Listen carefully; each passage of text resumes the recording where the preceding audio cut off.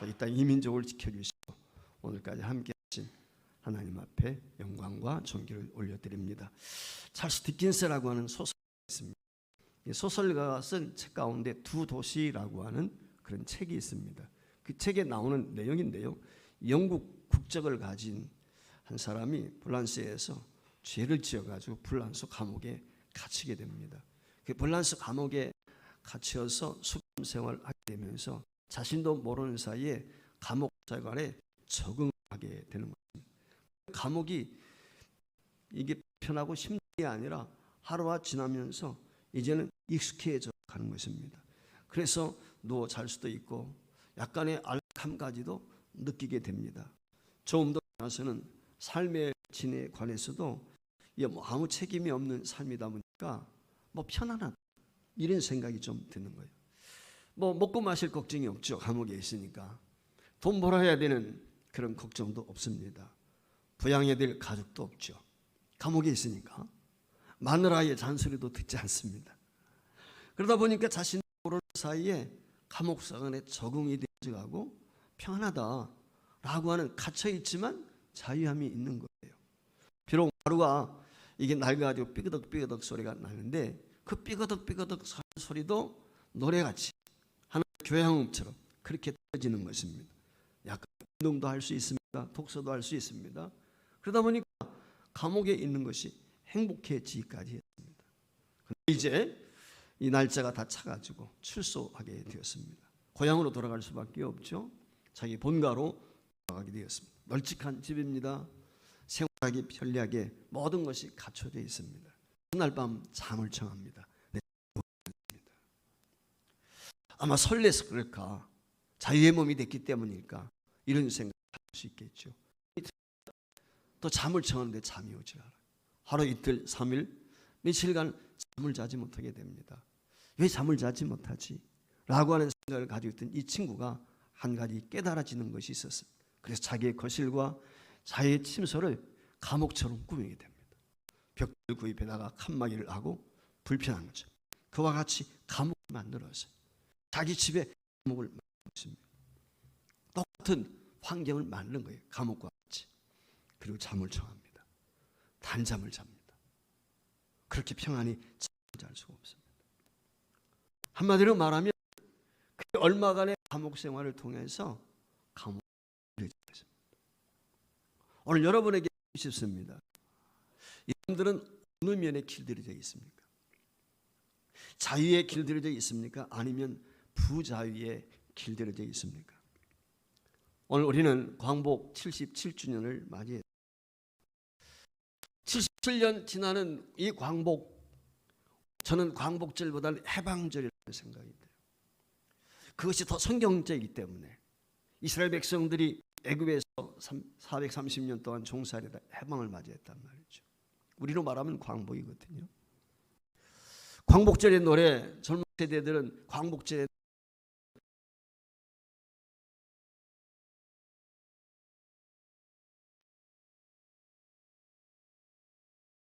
맞이하면서 우리가 생각하게 되는 것이 뭐냐면 남북이 온전히 해방이 됐는가라고 했을 때 사실 77년 전 1940년 8월 15일 날 해방을 맞이했지만 실상은 3, 4년만 남북 방내할 수 있었어요. 그리고 지금까지 70년이 넘도록 분단된 생활이 있습니다. 즉 한마디로 말하면 진정한 해방은 우리에게 이루어지지 않았다. 이 광복 77주년을 맞이하면서 또 하나 생각하게 되는 것은 과연 내가 진정 우리가 자유를 누리고 있는가? 우리 안에 진정한 자유가 있는가? 대한민국 인권이 많이 신장이 되었죠. 자유국가지요. 근데 정말 진정한 자유를 이루고 있는가? 아무리 자유민주주의가 발전할지라도 타락한 인간 사회는 어젠가 제가 이 말씀을 준비하다가 인터넷상에 뒤져보니까 가장 평안하고 안전한 삶을 누리는 나라가 아일랜드라고 합니다. 아일랜드. 우리 대한민국은 한참 뒤처 있는 그에 비하면. 그런데요, 우리보다 더 뒤처진 나라가 있습니다. 최선진국이라는 미국, 우리나라보다 치안이 더 불안한 거예요. 뭐 여러분 아시는 것처럼 그 사람들은 내가 총을 소유할 수 있는, 총을 구입할 수 있는 얼마든지 자유가 있거든요. 적당한 나이가 되면 돈 주고 내가 총을 사서 내가 소유할 수가 있다. 언제 어떤 일을 만날는지, 다민족 국가 아니겠어요? 그러니까 테러가 있고 인종 문제를 비롯해서 갖가지의 문제점들이 있다. 잘 산다고 해서 그 나라가 안전하고 불안이 없는가? 그렇지 않는 거예요. 타락한 인간이 살고 있는 사회는 아무리 치안이 의학과 경제가 발달할지라도 불안할 수밖에 없는 것입니다. 그뿐만 아니라 범죄한 인간의 삶은 아무리 경제가 좋아지고 몸이 건강해져도 사망에 대한 두려움, 너날 것 없이 다 불안을 가지고 있습니다. 해방절 77절을 맞이하면서 진정한 해방, 진정한 빛의 회복이 무엇인가? 라고 하는 것을 오늘 한번 돌아보는 귀한 시간이 되었으면 합니다.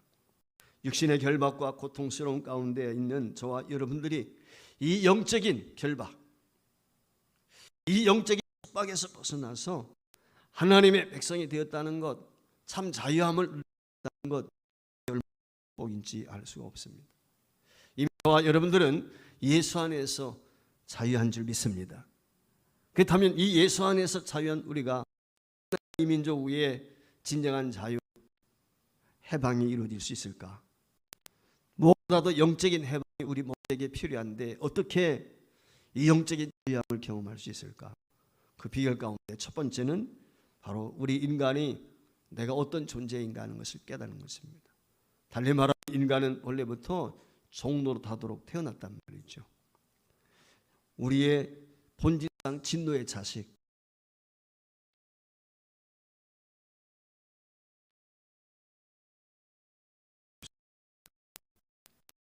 예수님 당시에 예수님이 보실 때 모든 인간은 자유가 필요했습니다. 예수님이 이 땅에 왜 오셨죠? 예수님이 이 땅에 오실 때 누가복음 말씀에 보면은 눌린 자, 억압당하는 자, 속박 중에 있는 사람들에게 자유를 주시기 위해서 이 땅에 오셨다. 주님이 그렇게 말씀하셨어요. 그뿐만이 아닙니다. 그것은 모든 인류만 해당이 되는 것이 아니라 그 시대 예수님 당시의 유대인들도 마찬가지였습니다. 유대인들조차도 하나님께서 주신 말씀으로 자신들을 올가매는 족쇄가 되어가지고 하나님의 백성임에도 불구하고 뭐 장로의 유전이라든지 율법이라든지 이런 것들을 통해서 억압을 하고 족쇄 역할을 했단 말이죠. 육신만 자유스러운 것이 부자유스러운 것이 아니었습니다. 인간이 만든 갖가지 규례들이 영혼까지 구속하는 그와 같은 현실 속에 그들이 처해 있었습니다. 그러한 모습들을 보면서 예수님께서 그런 유대인들을 향하여 오늘 본문 31절 32절 말씀에 보면 이렇게 이야기합니다. 너희가 내 말에 거하면 참으로 내 제자가 되고 진리를 알지니 진리가 너희를 자유롭게 하리라. 예수님께서 진정한 자유, 진정한 어디 있는지를 얘기합니다. 그러니까 이 말을 듣고 있는 유대인들이 33절에 이와 같이 반응을 보입니다. 우리가 아브라함의 자손이라 남의 종이 된 적이 없거늘 어찌하여 우리를 자유롭게 되느냐 그랬어요. 오늘 여기 30절 이하에 보면 예수님을 믿는 자들에게 그렇게 말씀합니다. 예수님을 믿는 자들에게, 즉 예수님을 추종하는, 예수님을 따라다니고 예수님의 말씀을 그동안 들었던 사람들, 유대인들에게 오늘 주시는 말씀이에요. 너희가 내 안에 있으면 자유함이 있다. 그러니까 그 이야기를 듣고 유대인, 우리가 지금 누구한테 억압을 당한 적이 없는데 아브라함의 자손인데 왜 우리가 죄에 놓여 있는 것처럼 그렇게 이야기하느냐? 오늘 그렇게 이야기하거든요. 저는 이 모습을 보면서 제가 서두에서 소개해드렸던 찰스 디킨스의 두 도시, 감옥 속에 있던 여러분 아시는 것처럼 유대인들이 지금 어떤 형편에 있습니까? 정치적인 상황을 볼 때 로마의 속국이에요. 로마의 압제를 당하고 있습니다. 근데 자유하다는 거예요, 자기들이. 여러분 아시는 것처럼 자유함을 누린 적이 얼마나 있어요? 바벨론 70년 포로 생활도 했죠. 비록 회복이 되었지만 지금 로마의 속국 아래에 있거든요. 그런데도 불구하고 자기들 선민, 자기들은 자유하다는 거예요. 어떻게 보면 감옥에 갇혀있던 이 죄수와 같이 있음에도 불구하고 깨닫지 못하는 어리석은 이스라엘 백성들의 모습을 보게 되는 거예요. 그때 주님께서 깨닫지 못하는 그들을 향해서 34절 말씀에 보면 이렇게 말씀을 하시죠. 죄를 범하는 자마다 죄의 종이다. 한마디로 말하면 너희가 죄 가운데 있다는 것입니다.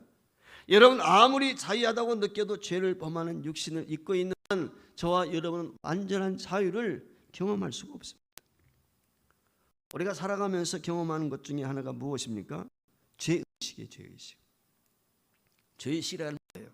죄가 우리를 얼굴매는 것이죠. 우리는 죄인이란 말이에요. 우리 스스로가 자인하는 것입니다. 죄책감이 있지 않습니까? 내가 무엇을 잘못했든지 실수를 했든지 거기에 대한 죄책감이 있단 말이죠. 그 죄책감이 우리로 하여금 우리 양심에 자유를 누리지 못하도록 하는 것입니다. 우리 영을 괴롭히는 것입니다.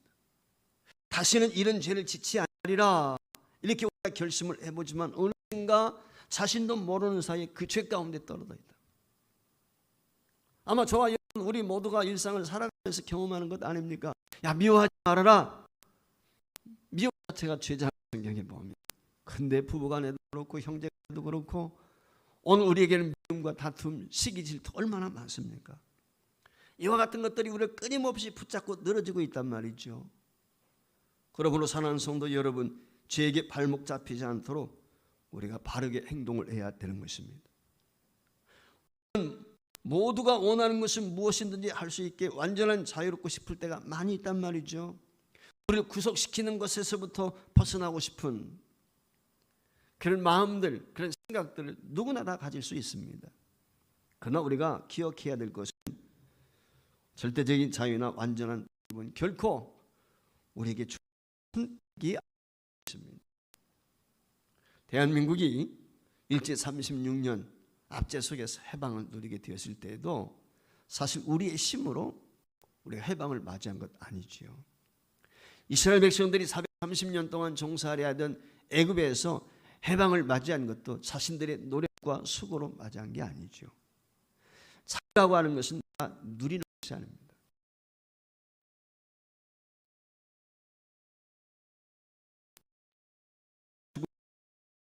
전쟁을 하고 그러지만 실제적으로 내가 싸워서 쟁취한 것처럼 생각하지만 하나님이 주어지는 거예요. 하나님이 주시지 않으면 어느 누구도 어느 국가도 자유할 수 없는 것입니다. 절대적인 자유라고 하는 것은 하나님이 우리에게 주어지는 것입니다. 선택이 아닙니다. 우리가 인식하고 있지 못할지라도 본성적으로 우리 인간은 너나 할 것 없이 동이라고 성경은 하고 있습니다. 이 남미 브라질에 가게 되면은 개미들 종류가 많은데 그 중에 싸움을 잘하는 개미가 있다고 그래요. 이 개미가 말이죠. 자기들 일을 시키는 개미를 잡아온다. 어떻게 하냐면 이 개미가 다른 개미 종족을 급습을 해가지고 그 개미들 다 죽여버리는 거예요. 그리고 그 개미들 집에 들어가가지고 애벌레, 알을 까놓은 그 애벌레들 자기 집으로 옮겨다 놓는다 했습니다. 그러면 그 옮겨온 알이 애벌레가 이제 부화해가지고 개미가 그곳에 나오게 되죠. 그럼 그곳에서 부화된 개미가 이 알을 까고 나온 개미가 말이죠. 자라가면서 일개미가 되는데 일을 열심히 하는 거예요. 그런데 그 개미들은 어떤 생각을 갖냐면 지금 자기들을 부리고 있는 개미들이 자기의 조상인 줄 아는 거예요. 자기 부모인 줄 아는 거예요. 자기가 본래부터 여기에 태어나서 여기 살고 있는 것처럼 착각하는 거예요. 자기는 본래는 다른 개미였는데 그러니까 적들에게 잡혀와가 강대 노동을 당하고 있는 것이죠. 희생을 당하고 있는 거예요. 태어날 때부터 포로가 되었기 때문에 이 작은 개미도 결국은 그 싸움에서 이긴 그 개미들의 노예가 우리도 마찬가지죠. 사탄의 노예가 이 세상에 태어났단 말이에요. 죄 가운데 태어났단 말이죠. 이게 우리 인생입니다. 오늘 주님께서 이를 가리켜 너희는 죄의 종이다. 그렇게 지금 말씀을 하고 있는 것입니다. 죄의 노예가 되어 살라는 거예요. 이 점을 지적하고 있는 것입니다. 따라서 아무리 우리가 발버둥을 치고 몸부림을 쳐도 죄는 더 우리를 어떻게 합니까? 수렁으로 빠뜨리는 거예요. 여러분 수렁에 빠져본 경험이 있습니까? 수렁에 빠진 사람은요, 몸부림을 치면 칠수록 더 깊이 수렁에 빠져버리게 돼요. 수렁에는 나 스스로 벗어날 수가 없어요. 누군가가 밧줄을 던져주든지 무슨 도구를 던져주는 데에서 밖에서 구해줘야 되는 것이지, 밖에서 구출해주지 않으면 수가 없다. 죄의 올가미에 서 있는 우리가 똑같아요. 저와 여러분 발걸음 치면 발버둥 칠수록 어떻게 합니까? 그 죄가 우리 목을 쫄라오는 거예요. 우리 사망에 이르게 하는 것입니다. 죄 사함을 받는 길은 다른 데는 있는 것이 아닙니다. 진정한 죄의 종로로 타는 자들 결국은 어떻게 됩니까? 멸망하는 거예요. 죽음이 오는 것입니다. 죄의 삭은 사망이다. 성경이 우리에게 가르쳐주고 있지 않습니까? 그러니까 수렁에 빠진 사람이 그 수렁에 빠져나오려 길을 써보면 써질수록 어떻게 돼요? 조금 전에 말씀을 드린 것처럼 더 죄 가운데, 더 수렁 가운데 빠져서 결국은 망할 수밖에 없단 말이죠. 이것이 죄 가운데 태어난 저와 여러분의 운명이란 말이죠. 그러면 이렇게 죽을 수밖에 없는 저와 여러분이 어떻게 자유함을 누릴 수 있을까? 방법은 단 하나, 주님이 우리를 풀어주셔야 돼요. 주님이 자유케 해주셔야 돼요. 이것이 두 번째 방법인 것입니다. 주님께서 우리에게 자유를 주셔야 된다. 오늘 여기 보면 38절 말씀에 예수님이 이렇게 말씀합니다. 나는 내 아버지에게서 본 것을 말하고 너희는 너희 아비에게서 들은 것을 행하느니라 그랬어요. 자, 여기 말씀에 보면 아버지가 두 번 나오거든요. 예수님의 아버지, 내 아버지라고 그랬으니까 누굽니까? 하나님이지요. 너희의 아비, 너희의 아비는 누굴까요? 예수님께서 설명을 합니다. 44절 말씀에 그렇게 이야기하시죠. 너희는 너희 아비 마귀에게서 났으니 너희 아비의 욕심대로 너희도 행하고자 하느니라. 자, 우리 인간을 향해서 얘기하죠. 너희라고 하는 것은 유대인들에게 하시는 말씀이지만 인류를 대피해서 하시는 거죠. 모든 인류 아비라가 누구라는 거예요? 마귀라는 것입니다. 누구의 자식입니까? 마귀의 자식이라는 거예요. 주님이 그렇게 말씀하고 있는 것입니다. 예수님이 하시는 말씀, 여기 너희의 아비, 바로 마귀, 사탄을 말해요. 마귀의 자식이기 때문에 결코 선할 수가 없어요. 지금 마귀의 마귀는 거짓말하는 자예요. 쏘개는 자예요. 사기치는 자예요. 이게 마귀의 특징이에요. 광명의 천사로 어떻게 위장한단 말이죠.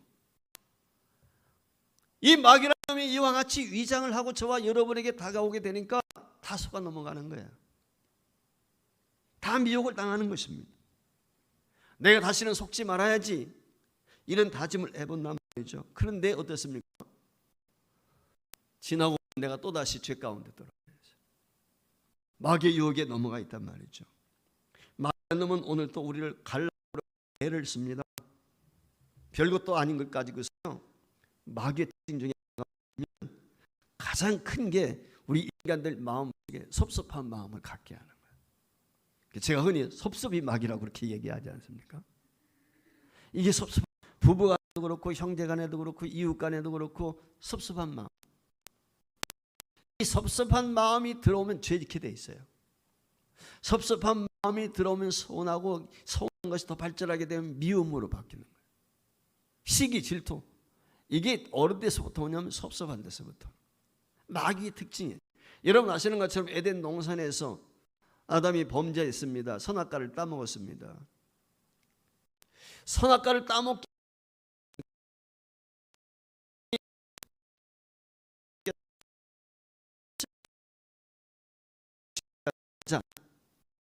하와를 만들어 가지고 아담한테 주었단 말이죠.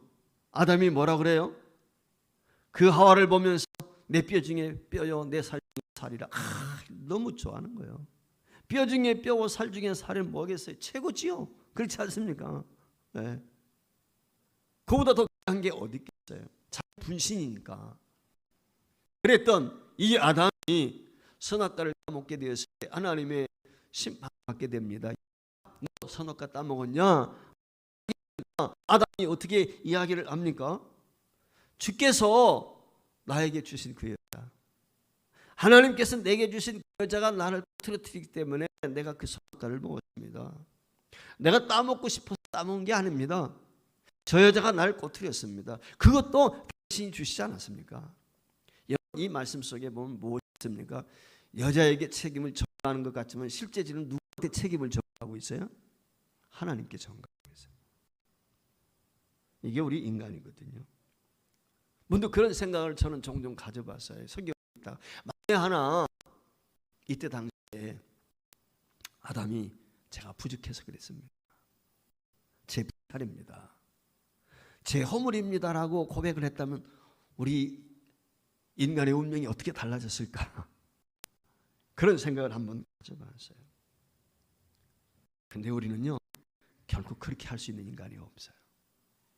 여러분 세상 돈 알지 않습니까? 다 변명이 있습니다. 나만 죄졌냐? 나보다 악한 사람, 도둑들이 더 많단 말이죠.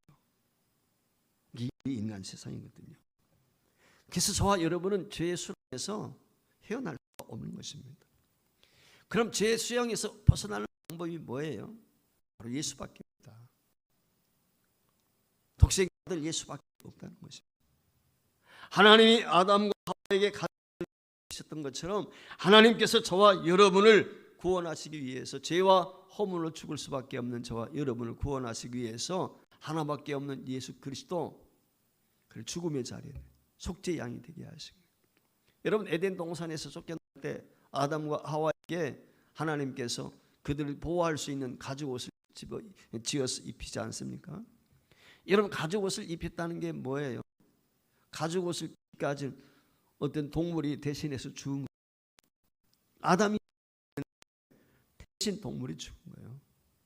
저와 여러분이 죽어야 되는데 심판받아야 되는데 대신 저와 여러분의 죄와 허물 때문에 심판을 받으셨고 죽으셨어요. 누가? 예수 그리스도가. 오늘 여기 본문 35절 36절 말씀에 보면은 이렇게 이야기합니다. 종은 영원히 집에 거하지 못하되 아들은 영원히 거하나니 그러므로 아들이 너희를 자유하면 너희가 참으로 자유하리라. 할렐루야. 아들이 누구예요? 예수 그리스도. 왕 하나님께서 아들에게 전권을 주셨어요. 36절 다시 띄워. 전권을 주셨어요. 여기 말씀에 그러므로 아들이 너희를 자유하게. 저와 여러분은 마귀의 자식이에요. 죄의 자식입니다. 근데 왕자되는 왕대 예수 그리스도께서 저와 여러분에게 자유를 주셨다는 거예요. 여러분의 신분 바뀌는 거예요. 어떻게? 자유자가 되는 거예요. 할렐루야. 이게 주님이 말씀하고 있는 거예요. 이것이 저와 여러분에게 주신 하나님의 선물인 줄요. 그러니까 예수 안에 있을 때 진리할 진리가 너희 자유케 하리라. 진리가 너희 예수님이죠. 예수 안에 있게 되면 저와 여러분이 자유함이 있는 거예요. 이게 자유함을 얻는 비결이라는 것입니다. 주님의 말씀을 깨끗한 마음으로 받아들여요. 그러면 진리를 알게 되고 진리 되신 주님께서 저와 여러분을 자유케 하십니다. 따라서 세 번째, 자유함을 경험하기 위해서 중요한 것이 무엇입니까? 저와 여러분이 하나님의 말씀 가운데 거하는 것입니다. 서기관들, 바리새인들 스스로 선민이라고 생각했어요. 하나님의 자녀라고 생각했습니다. 근데 하나님의 말씀을 받았습니까? 안 받았습니까? 안 받았어요. 거절했어요. 예수님이 하나님이시잖아요. 말씀이 육신이 되었잖아요. 그분 자체가 하나님이시잖아요. 그분의 말씀을 듣지 않았어요. 귀를 다 막아버렸어요. 여러분, 예수님의 말씀이 그들 안에 거할 곳이 없었습니다. 왜 그들 안에 거할 곳이 없었을까요? 유대인들 마음속에 다툼과 미움, 악들이 가득 찼기 때문에 그렇습니다. 마귀의 것들이 가득 찼기 때문에, 생명의 말씀인 하나님의 말씀, 진리의 말씀이 들어갈 틈이 없었단 말이에요. 오늘 우리가 명심해야 될 것 중에 하나 바로 이거예요.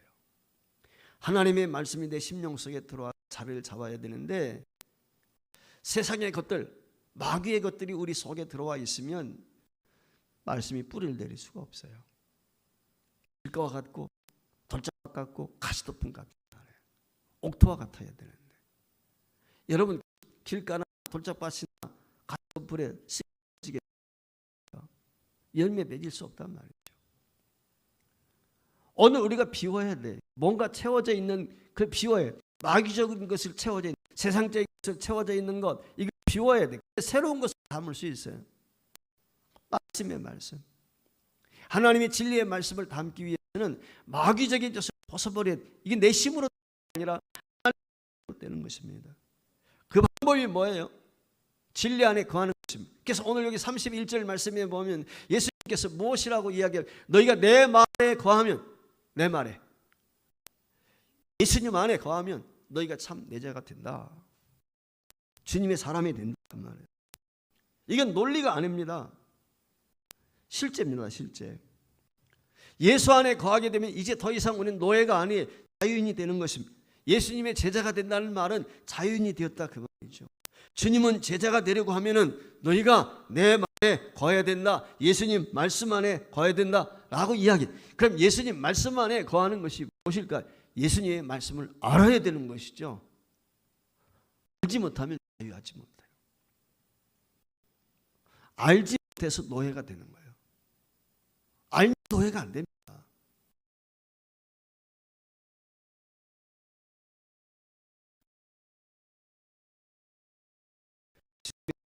못하게 되면 저와 여러분 그 말씀에 거할 수가 없어요.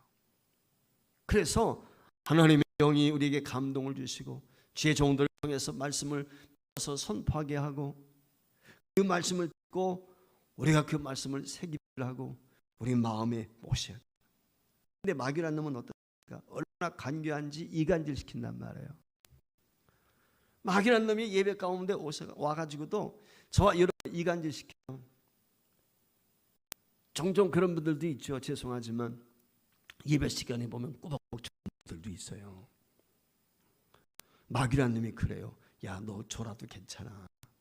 야, 지난 일주일 동안 너 힘들게 살았잖아. 피곤하게 살았잖아. 너 지쳐서 그런 건데 뭐 졸아도 교회에 나왔어. 여러분 이게 마귀 전략이에요. 사실은. 졸다 보면 어떤 사람은 뒤로 꾸벅꾸벅하네. 고개가 자꾸 뒤로 젖혀져. 어떤 목사님이 그러더라. 아니요 아니요 그러는 거래 그게. 목사님 설교 들으면서. 근데 어떤 사람 앞으로 자꾸 꾸벅꾸벅 그래. 그럼 뭐라는 거예요? 그렇습니다 그렇습니다 그러는 거래. 근데 뒤로 꾸벅꾸벅 하는 사람이 있는가 하면 옆으로 꾸벅꾸벅 하는 사람이 있대. 그래서 그 사람 뭐라고 그래요?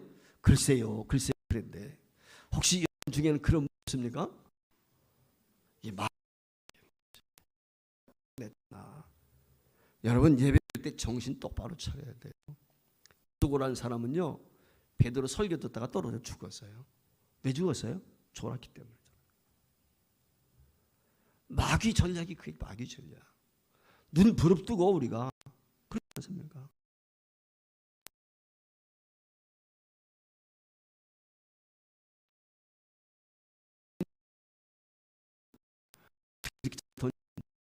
네. 깨야 돼요. 눈 뜨고 있어야 돼요. 그래야 선생님 말씀 듣는 거예요. 예배 똑같아요. 예배도. 눈을 부릅뜨고 우리가 목숨을 주시하고 말씀을 주시야 돼요. 귀를 조금 열고 무슨 얘기인지 아시겠습니까? 그래야 그 말씀이 우리 심령 속에 들어와서 그 말씀 우리가 열 마디 들어도 교회 밖 나가게 되면 한두 번이 생각날까 말 그런단 말이에요. 그렇지 않습니까? 근데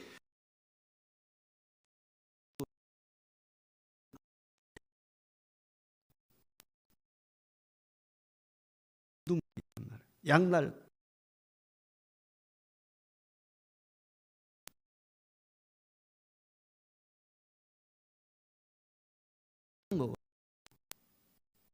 이게 있어야 돼요. 우리가 말씀을 들을 때 그 말씀을 받을 때 가슴을 치면서 하나님 내가 죄인입니다. 오라 통제로다.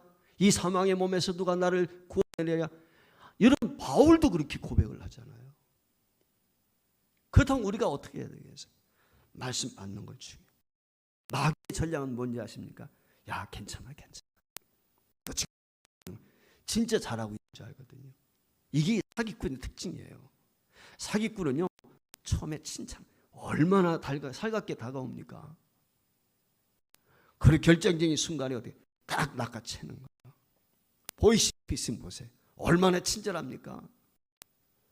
돈 대출해 준다 뭐 해준다 안내 다 해주는 것 같아요. 못해요. 그 나중에 가지고 뭐예요? 생년월일이 어떻게 되냐고 마지막에.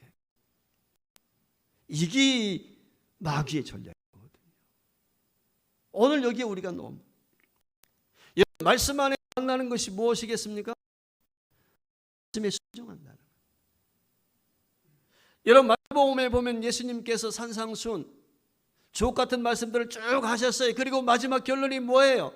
마태복음 7장 23절 이하에 보면 내 말을 듣고 행하는 자는 반석 집을 지은 지혜로운 사람 같다. 비바람이 무너지지 않는 말씀을 듣고도 행함이 없는 사람, 순종이 없는 사람, 모래 위에 집을 지은 사람 같다. 들었어요, 듣기는. 근데 제대로 못 들었어요. 왜 제대로 못 듭니까? 졸았으니까. 잠들었으니까. 현장에 있기는 있었단 말이에요.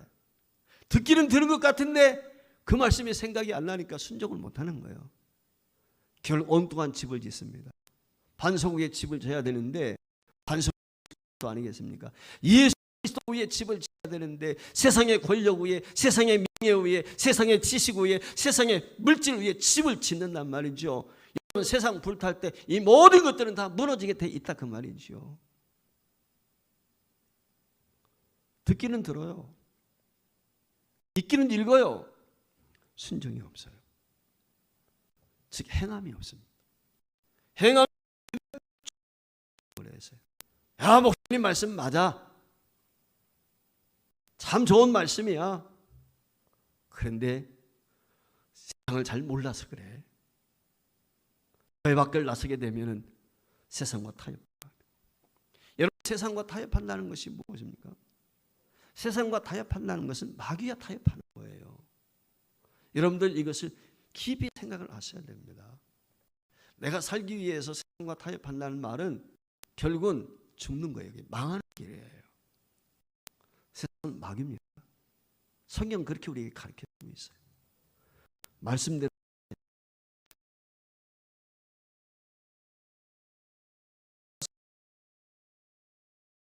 아닙니다. 철저히 말씀대로 살기로 힘을 써야 됩니다. 그래야 말씀을 통해서 얻는 자유와 기쁨과 감사. 말씀대로 실천했을 때 내가 좀 손해를 보고 말씀대로 실천할 때 내가 좀 힘들어도요 그 안에 자유함이 있어요. 그 안에 감격이 있어요. 그 안에 기쁨이 있어요. 이게 예수 믿는 사람의 특징이에요. 여러분 바울과 실라가 비록 감옥에 있지만 어떻게 찬송하고 감사하고 기도했습니까? 그 안에 예수가 있으니까. 그 안에 말씀이 있으니까. 그 안에 주의 형상이 있으니까. 거기에 자유함이 있는 거예요. 겉으로는 우리가 억압되어 있을는지 모르지만 그러나 그 안에 진정한 자유가 있어요. 사는 성도 여러분, 진리가 무엇입니까? 예수 그리스도입니다. 이 예수님이 죄의 를 끊고 저와 여러분에게 영생 주신 줄 믿습니다. 하나님 나라 백성 삼아 주신 줄 믿습니다. 따라서 저와 여러분은 멸망할 자가 아니라 영원한 생명을 가진 자요 하나님의 자녀인 줄을 확신합니다. 할렐루야. 그렇기 때문에 저와 여러분 어떻게 해야 되겠습니까? 죄나 질병이나 사망이나 곤고한 그 어떤 것도 그리스도 예수 안에 있는 하나님의 사랑에서 끊을 수 없다. 이 확신, 이 믿음 가질 때 진정한 자유가 있어요. 거기에 진정 행복이 있는 것입니다. 해방 70주년을 맞이했습니다. 우리 민족을 보면서 과연 자유를 많이 누리고 있다. 대한민국만큼 자유민주주의 국가도 드뭅니다. 자유를 누리고 하나도 많지 않습니다.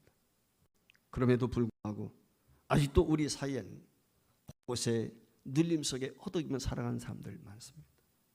근본 수혜를 통해서도 그 반지하에서 살다가 물이 차서 세상을 떠난 불행한 가정을 비롯해서 그런 가정이 한둘만 있겠습니까? 수많은 사람들이 경제적인 압박 속에 삽니다. 인권의 사각지대에 살고 있는 사람들 많습니다. 성적인 노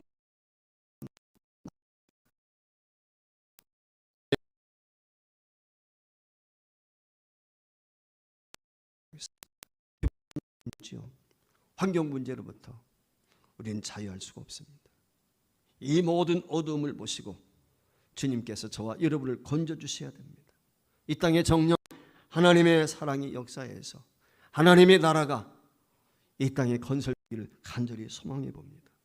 예수님 빌라도 앞에서 하나님의 나라는 이 세상에 속한 것이 아니라고 분명히 말씀을 했습니다. 하나님의 나라는 진리에 속한 나라입니다. 하나님의 사랑의 화신이 되어서 살아가는 삶의 세계가 바로 하나님의 나라인 줄 믿습니다. 하나님 나라 외에는 어디든지 진정한 해방의 기쁨과 감격은 없습니다.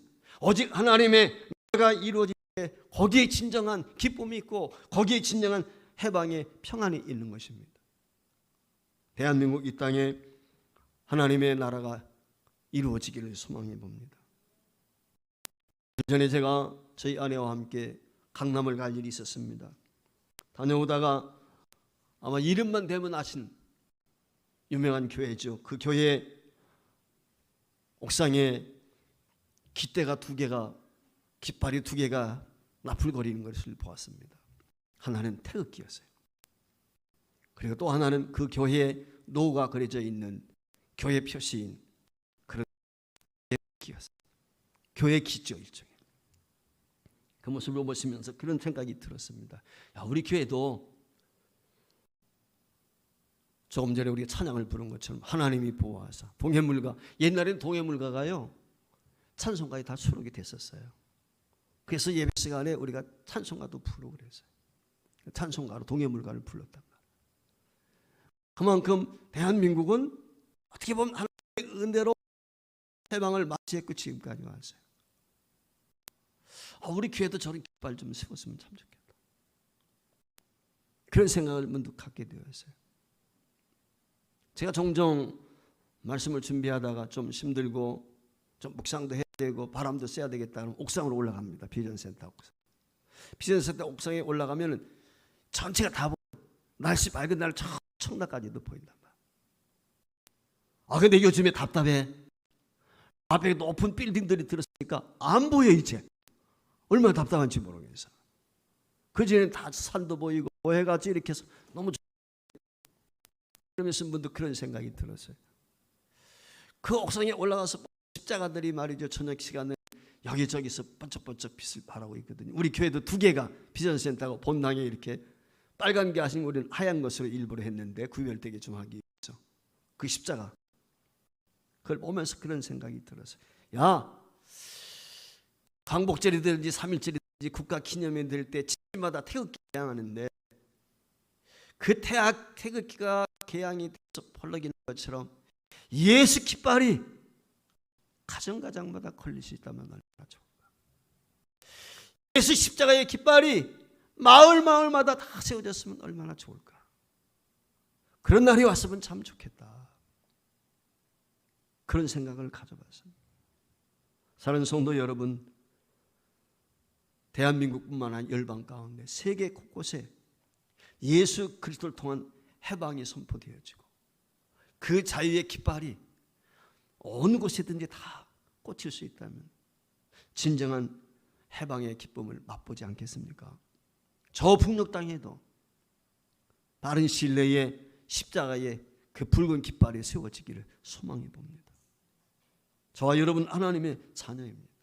이제 우리는 저와 여러분이 가지고 있는 우리의 과제가 있습니다.